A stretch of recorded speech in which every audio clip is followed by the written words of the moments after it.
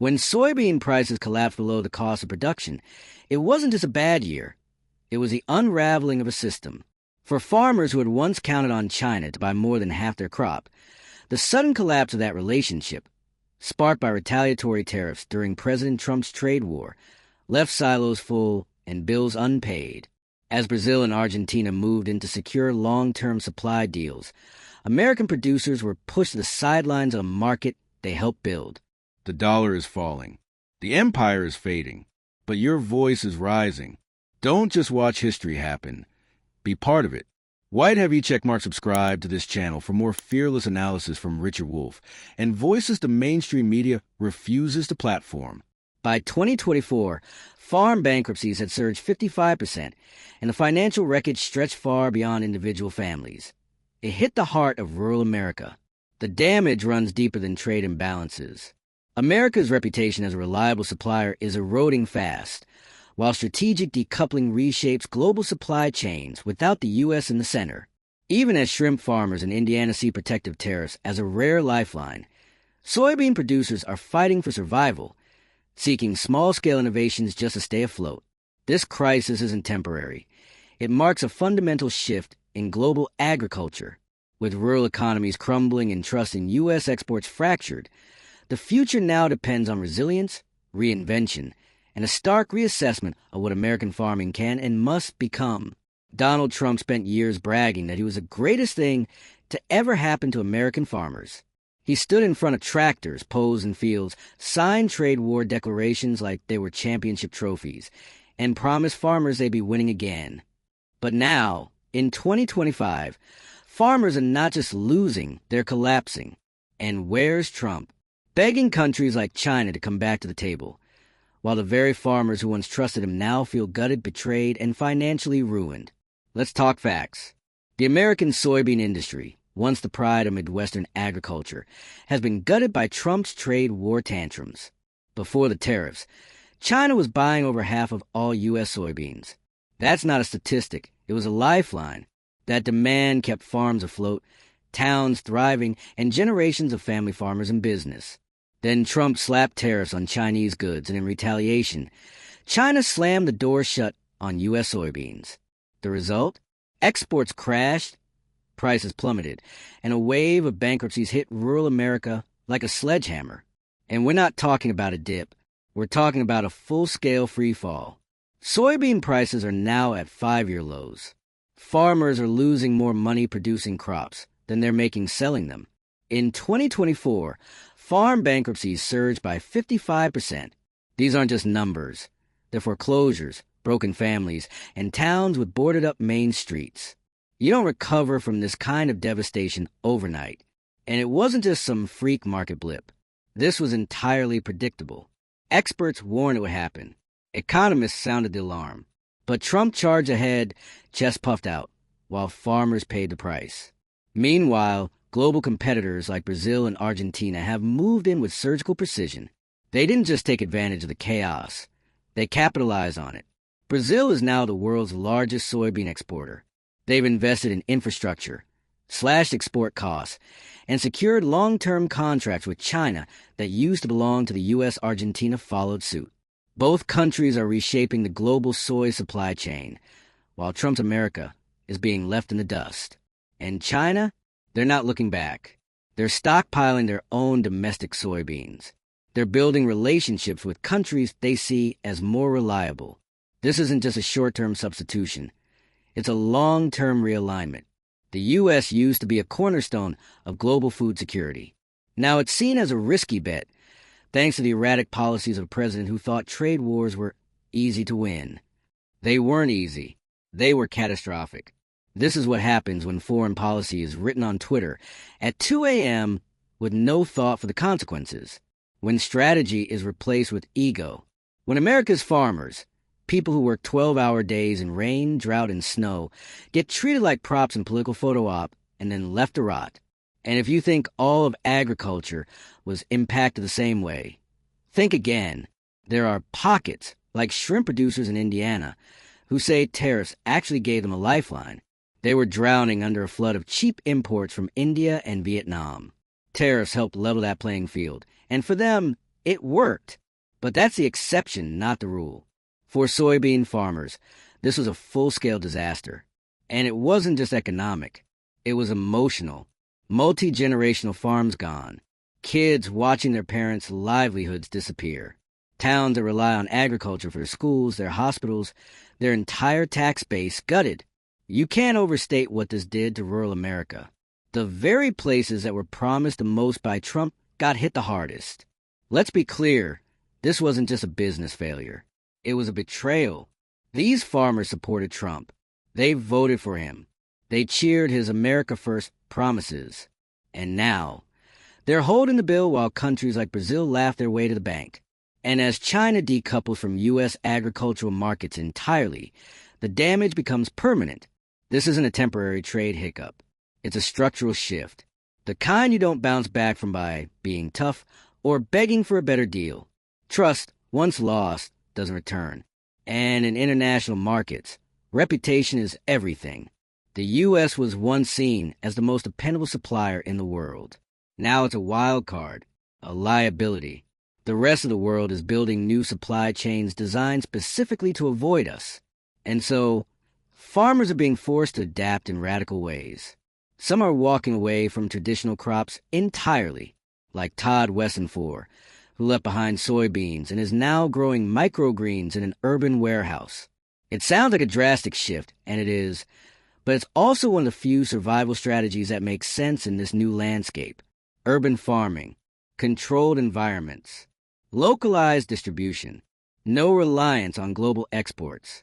It's not the future many farmers dreamed of, but it's one they're being forced into. Because what choice do they have? The federal government isn't stepping in with strategic plans. Trump isn't apologizing for the collapse he triggered. There's no new deal for the Farm Belt. Just more press conferences, more finger-pointing, and more silence when farmers ask, what now? And the truth is, the what now looks grim. Rural communities are bleeding out. Agriculture doesn't exist in a vacuum. It sustains local economies. When farm income collapses, it drags everything down with it. Schools face budget cuts. Infrastructure projects stall. Small businesses close. When farms fail, entire towns unravel. It's happening in real time, and the response from the Trump administration has been little more than deflection and denial. The worst part? It didn't have to be this way. Strategic trade could have protected American markets while expanding international partnerships. Instead, Trump went nuclear, and now we're watching the fallout. His reckless approach to tariffs didn't just hurt China. It backfired on his own people. And now he's scrambling, begging other countries to come back, trying to undo the damage with photo ops and press releases. But the market isn't listening. The damage is done. The trust is broken. And American farmers are being left behind. The collapse of the soybean industry is just the tip of the iceberg. What we're seeing is a broader erosion of the American agricultural model. It's not just about exports. It's about how this country treats its farmers, its rural communities, its entire food system. It's about whether we're building resilience or setting ourselves up for failure. We need serious policy reform, strategic investment, real infrastructure spending, not empty slogans, not more culture war distractions while rural economies fall apart. Because this isn't just about soybeans. It's about survival. It's about dignity. It's about whether American farming will even exist 10 years from now in any form that resembles what we know today. And if we keep following the Trump playbook of chaos and self-inflicted wounds, the answer is no. If you're furious about this betrayal, if you're tired of seeing rural America treated like political cannon fodder, then now is the time to speak up. Share this video. Drop a comment below and let us know what's happening in your community. Like, subscribe, and help us keep telling the stories that the mainstream media barely touches. Rural America deserves better. Farmers deserve better. And this country deserves leaders who don't burn bridges and then beg for a lifeboat. While Trump paces Mar-a-Lago wondering why China won't return his calls, Brazil is cementing billion-dollar contracts. Argentina is investing in logistics corridors, rail lines, and ports that now carry soybeans straight to Asia. Their leadership isn't tweeting about trade wars. They're winning them. Quietly, strategically, permanently. The U.S. didn't just lose market share. It lost leadership. It lost credibility. And worst of all, it lost the trust of the very people who once saw Trump as their champion. Farmers were sold a fantasy that America could strong-arm the world into fairer deals by slapping tariffs on anyone who crossed us. But the global economy doesn't bend that easily. When you start a trade war without an exit plan, you don't come out with victory. You come out isolated. That's what happened. The U.S. blinked first. And now, with farmers on the brink, Trump has nothing to show but broken promises and shattered communities. And while he's still claiming victory from behind a gold-plated desk, soybean farmers are checking grain prices before dawn and wondering whether this year's harvest will even cover their loan payments. That's not hyperbole. It's the new reality. Input costs are higher than ever. Fertilizer, fuel, equipment. Everything has skyrocketed. Add collapsing demand to that equation. And it's no wonder so many farms are underwater. These aren't lazy people. These aren't bad businessmen. These are some of the most resilient, hard-working Americans alive, and they've been cornered by bad policy, global instability, and a president who treated the global economy like a personal wrestling ring. But farmers don't get mulligan when a crop fails. They don't get to declare bankruptcy and walk away clean like Trump did 6 times. When their operation goes under, they lose everything. Their land, their home, their legacy. And here's the kicker. Some of the most devastated counties are the very places that handed Trump his margin of victory. These are deep-red, MAGA flag-flying, patriotic American farm towns. They believed Trump when he said he'd protect them. They cheered when he promised to take on China. But what did they get? They got tariffs, retaliation, lost contracts, and now they get radio silence. And Trump? He's too busy ranting about wind turbines and Hunter Biden to offer any real solutions. Let's not sugarcoat this. The U.S. agricultural model is under siege, not from foreign invaders, but from domestic neglect. This wasn't a natural disaster. It wasn't an act of God. This was preventable. And yet here we are. And sure, we got a few innovation stories. People like Todd Westenfor in Ohio abandoning soybeans and pivoting to urban microgreens in converted warehouses. It's inspiring. It's entrepreneurial. But it's also a desperate act of survival. Todd didn't pivot because he saw a booming market. He pivoted because the traditional model was dead. And while microgreens might support a family, they don't replace the economic engine of mass-scale farming. They don't keep rural schools open. They don't fund county hospitals. This isn't the future we were promised. It's the patchwork solution to a crisis we created. And it's not just a few unlucky farmers. It's systemic. When export markets collapse, the ripple effect is massive. Equipment dealers lose customers. Grain elevators sit half empty. Local banks get nervous about issuing farm loans. It all spirals.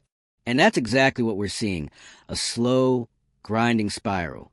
And still, Trump's allies in Congress pretend everything is fine. They throw around buzzwords like resilience and patriotism while voting against farm aid. They distract with culture war nonsense. They change the subject to immigration or vaccines or woke banks, while farmers are literally auctioning off their tractors to pay this month's bills.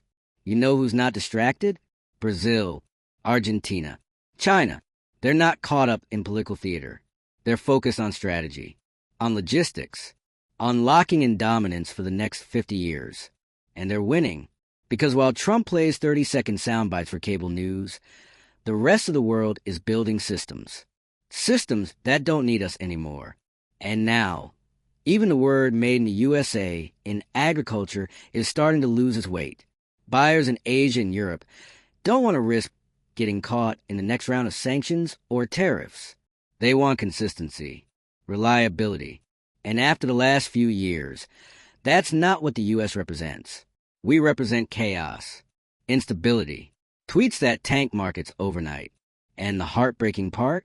This could have been avoided. We could have expanded trade, modernized infrastructure, subsidized innovation. We could have made U.S. farming the gold standard of sustainability and efficiency. But instead, Trump turned farmers into pawns in a geopolitical game he didn't understand and couldn't win. And now the numbers don't lie. Bankruptcies up 55%. Commodity prices in the basement. Debt rising. And an entire generation of young farmers watching this nightmare unfold and asking, why should I even bother? Because what kind of future are we offering them? One where they grow soybeans for a country that no longer wants to buy them? One where their entire industry lives or dies on the mood swings of a president with zero grasp of economics? One where the banks say no, the buyers say no, and the government says thoughts and prayers? That's not a future. That's abandonment. And look, this isn't about nostalgia. It's not about going back to the good old days. It's about building a real, durable agricultural system that can compete in the 21st century. That means policy, not politics. That means leadership, not slogans. That means telling farmers the truth, even when it's hard. And the truth is, we need to rebuild. Rebuild our trade relationships. Rebuild trust in our supply chain. Rebuild the infrastructure that gets crops from field to port. And most of all, rebuild our respect for the people who feed this country. Because right now, they're being treated like an afterthought. Rural America is more than a campaign stop. It's the backbone of this nation, and it's breaking. And yet, even now, Trump is still out there bragging, still claiming he's the savior of the American farmer, that his trade war was a brilliant strategy, that he stood up to China. Let's call it what it really was, a reckless stunt that wrecked lives, tanked rural economies, and handed global markets over to our competitors. This wasn't bold leadership. It was economic sabotage, wrapped in a flag, and sold to struggling farmers who just wanted someone to fight for them. He promised prosperity. He delivered chaos. Because when you gamble with trade relationships that took decades to build, when you slap tariffs on without a plan, when you alienate your biggest customers on a whim, you don't come off as strong. You come off as unstable. And that's exactly how the U.S. looked to the rest of the world under Trump. Like a country that couldn't be trusted. So now here we are, soybean exports, / markets lost to Brazil and Argentina, probably for good. Farmers, drowning in debt. And the political response? Crickets. No accountability. No strategy. Just the same tired talking points about toughness and America first, while rural families pack up generations of history and walk off the land with nothing. And let's not forget, this collapse doesn't stay on the farm. It ripples. It ripples through small towns where every dollar that comes from the harvest gets spent locally on equipment, repairs, feed, seed, and groceries. When that revenue disappears, diners shut down, hardware stores go under, local schools lose funding, and the entire social fabric of these communities starts to unravel. But go turn on cable news. Are they talking about this? Are they covering the 55% spike in farm bankruptcies? The abandoned silos? The auction signs lining rural highways? No, they're too busy airing Trump's latest rant about electric cars, or whatever culture war distraction is trending today. Meanwhile, rural Americans are still out here living with the fallout. They're still checking markets every morning with a pit in their stomach, still wondering if the next storm, the next price drop, the next tariff will be the one that ends everything. This wasn't just a policy failure. It was a moral failure. A betrayal of the people who feed us, who fuel this economy, who've been ignored, lied to, and sacrificed to the altar of political theater. And what does Trump offer them now? More slogans? Another round of "they'll come back, trust me"? It's insulting, because real lives were upended. And for many farmers, there's no coming back. They sold off their land. Their kids left the business. The bank came for what was left. We're watching the quiet death of rural America, and the man who helped cause it still wants credit. But here's the truth. It's not too late to speak up, to push back, to demand better. Because the people who work the land, who rise before dawn, who plant and pray and harvest and hope, they are the soul of this country. They deserve leaders who treat them like more than campaign backdrops. They deserve policy rooted in reality, not ego. They deserve a future. So if you're watching this and you're angry, you should be. If you feel betrayed, you're not alone. If you're tired of being used and discarded, your voice matters. Let's stop pretending this was a success. Let's stop accepting broken promises. Let's hold the people who caused this accountable. and fight for the future of farming before it's too late. Like, comment, share this video. Subscribe if you're ready to expose the lies and demand real leadership for rural America. We're not done fighting because they're not done suffering.